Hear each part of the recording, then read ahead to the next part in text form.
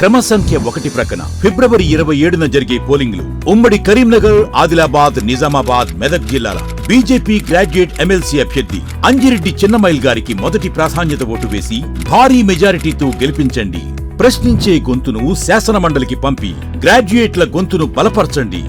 First వివాదాలకు care of BRS. రాష్ట్రంలో ఏ ఘటన జరిగినా గులాబీ పార్టీకి లింక్ అంటూ కాళేశ్వరం ఫోన్ ట్యాపింగ్, ఈ formula car race, farm house పార్టీలు, భూపాలపల్లి మర్డర్, నిత్యం వివాదాల్లో చిక్కుకుంటున్న నేతలు, ఇప్పటికే చుట్టుముట్టిన పలు కేసులు, విచారణలను ఎదుర్కొంటున్న కీలక లీడర్లు, ఇటీవల వివాదాస్పదమైన ఫామ్ హౌస్ పార్టీ, తాజాగా రాజలింగమూర్తి హత్య కేసుల్లోనూ పలువురి పేర్లు అంటూ 10 ఏళ్ల పాటు రాష్ట్రాన్ని పాలించిన బీఆర్ఎస్ పార్టీ ఇప్పుడు వివాదాలకు కేర్ ఆఫ్ అడ్రస్గా మారింది.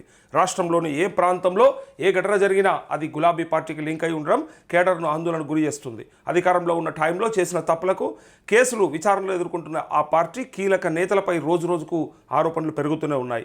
ముఖ్యంగా బడా నేతలే ఈ వివాదాల్లో చిక్కుకుండడంతో పార్టీ పరువు రోజు రోజుకు మసకబారుతుంది. వీటన్నిటి నుంచి ఎలా తప్పించుకోవాలో తెలియక నేతలంతా మదన పడుతున్నారు. కాళేశ్వరం ప్రాజెక్టు మొదలు భూపాలపల్లిలో జరిగిన హత్యోదంతం వరకు బీఆర్ఎస్ పార్టీపై ఆరోపణలు వచ్చాయి. కాళేశ్వరం ప్రాజెక్టు నుంచి మొదలైంది, ఇక కంటిన్యూ ఎక్కడ దాకా ఫోన్ ట్యాపింగ్, ఫార్ములా ఈ రేసు, ఫార్మ్ హౌస్ పార్టీలు, భూపాలపల్లి మర్డరు, ఇక మధ్యలో బతుకమ్మ చీరలు, దాంతోపాటు గొర్రెల స్కామ్ కూడా అన్నీ వాళ్ళపైనే ఉన్నాయన్నట్టుగా ఇక్కడ వీళ్ళు చెప్తున్నట్టుగా ఈ పత్రిక తెలుసు కదా, దిశా పత్రిక. ఇది దిశా పత్రిక రాసే ప్రయత్నం చేసి బీఆర్ఎస్ చుట్టుముట్టే వివాదాలు ఉన్నాయి అన్నీ కూడా వాళ్ళ నాయకులు, వాళ్ళ కార్యకర్తలు, వాళ్ళకు సంబంధించిన వాళ్ళే చేసే ప్రయత్నం చేస్తూ ఉన్నారు.